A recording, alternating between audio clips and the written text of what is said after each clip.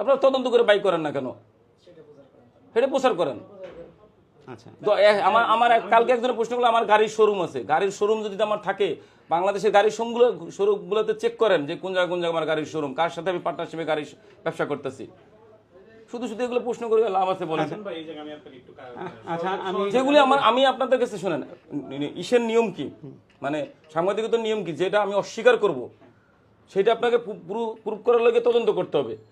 সেটা পুরো সমস্যা পক্ষে ব্যাপার, অবশ্যই আমরা আপনারা তদন্ত না করলে আমার কথা তো আপনারা বিশ্বাস করবেন না। আচ্ছা ভাই আমার দুইটা বাচ্চা আছে, হ্যাঁ, দুইটা ছোট ছোট বাচ্চা আছে। আমার ওয়াইফ সরকারি চাকরি করে, আমার ছোট একটা বিজনেস আছে Milton home care private limited, যেটা থেকে 5-6 লাখ টাকা আয় করি। সেই টাকাটাও আমি এইখানে খরচ করি, আমার অডিট রিপোর্ট কাগজপত্র আছে, প্রমাণপত্র আছে, আমি যে দান করছি তার রসিদও আছে। আর কতটুকু বলবো ভাই, আমার নিজের বলতে কিছু নাই। আমার একটা সবশেষ প্রশ্ন করি আপনাকে, সেটা যে